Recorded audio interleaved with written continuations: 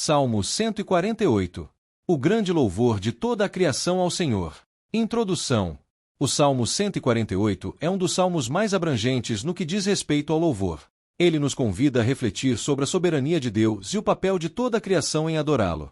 Davi nos apresenta um chamado universal, onde todos, desde os seres celestiais até os seres humanos e a terra, devem se unir em um louvor contínuo ao Senhor. Este salmo é uma bela expressão de que o louvor a Deus não é restrito apenas aos homens, mas também a todas as criaturas e elementos da natureza.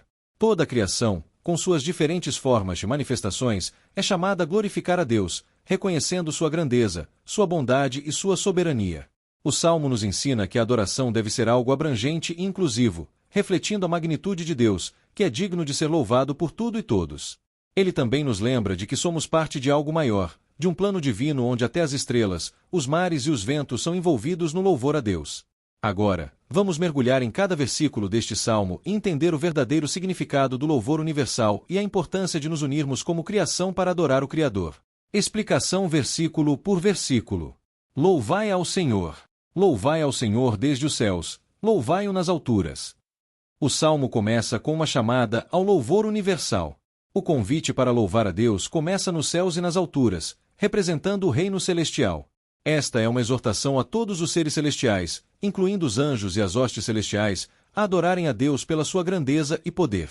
Louvai-o, todos os seus anjos, louvai-o, todas as suas legiões celestes.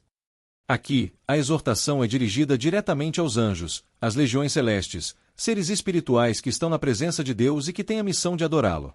Eles são apresentados como aqueles que reconhecem o Senhor em sua majestade e se unem em seu louvor. Louvai-o, sol e lua, louvai-o, todas as estrelas luzentes. O salmo agora se volta para os corpos celestes, o sol, a lua e as estrelas, que são obras da criação de Deus. Embora inanimados, estes elementos da natureza também têm um papel no louvor, refletindo a glória do Criador através de sua existência e movimento no céu. Louvai-o, céus dos céus, e as águas que estão acima dos céus. Os céus dos céus se referem à vastidão do universo e ao espaço celestial além do que podemos ver. As águas acima dos céus referem-se à atmosfera e aos corpos de água que estão presentes no universo, simbolizando o controle absoluto de Deus sobre todos os elementos. Louvem ao Senhor, porque mandou, e foram criados. Tudo o que existe no céu e na terra foi criado por ordem de Deus. O salmista nos lembra que a criação é fruto da palavra de Deus, e, por isso, tudo o que existe deve louvar a Ele. O louvor é uma resposta natural à sua autoridade criadora. Ele os firmou para sempre, deu-lhes uma lei que não passará. Deus estabeleceu a criação com leis e ordens imutáveis. O sol, a lua, as estrelas, os céus e os mares seguem a ordem divina estabelecida por Deus, e esses elementos não se desviam de seus mandamentos. Isso nos ensina sobre a fidelidade e a constância de Deus na criação. Louvai ao Senhor da terra, vós, monstros marinhos, e todos os abismos. Agora, o louvor é direcionado às profundezas da terra e aos monstros marinhos. As criaturas do mar e os abismos, que muitas vezes representam o desconhecido e o temível, também são chamadas a louvar ao Senhor, mostrando que nada é indiferente à presença e ao poder de Deus. Fogo e saraiva, neve e vapor, ventos tempestuosos, que executais a sua palavra.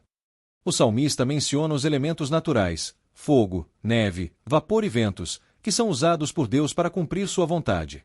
Esses elementos, muitas vezes poderosos e imprevisíveis, são agentes do Senhor que servem para executar sua palavra e seu plano.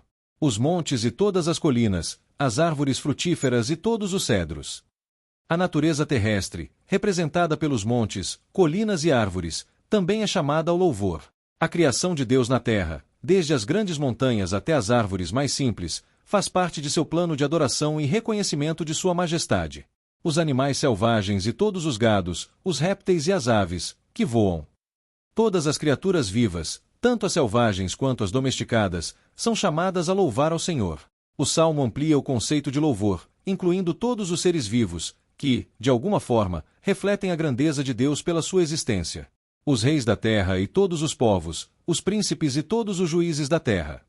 O louvor a Deus não se limita à natureza. Agora, o salmista nos chama a reconhecer que até os líderes, governantes e autoridades devem louvar a Deus. A soberania de Deus ultrapassa todas as esferas, incluindo o poder humano, e todos os líderes devem se submeter a ele. Os moços e as donzelas, os velhos com os jovens, louvem o nome do Senhor. O louvor deve ser universal, envolvendo todas as idades. Desde os jovens até os idosos, todos devem se unir em adoração ao Senhor. Isso nos ensina que o louvor é um ato que transcende gerações e é uma expressão de gratidão que deve ser transmitida de geração em geração. Louvem o nome do Senhor, porque só o seu nome é excelso, a sua glória está acima da terra e do céu. O motivo do louvor universal é a grandeza do nome de Deus. Seu nome é exaltado acima de toda a criação, e sua glória transcende tanto a terra quanto os céus. Deus é digno de louvor porque sua grandeza é incomparável. Ele exaltou o poder do seu povo, louvor de todos os seus santos, dos filhos de Israel, o povo a quem ele se chegou.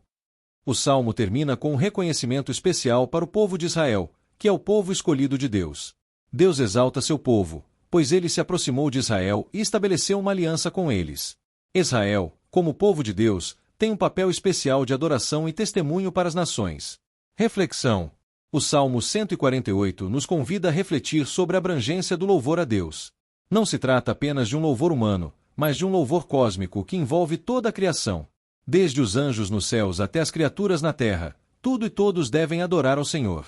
A criação reflete a glória de Deus, e, assim, somos chamados a nos unir ao cosmos no louvor ao Criador. Esse salmo também nos ensina que o louvor não depende apenas de nossa situação ou circunstâncias, mas deve ser uma resposta natural à grandeza e soberania de Deus. Devemos aprender a reconhecer que, mesmo nas dificuldades, a criação de Deus é um reflexo do seu poder e majestade.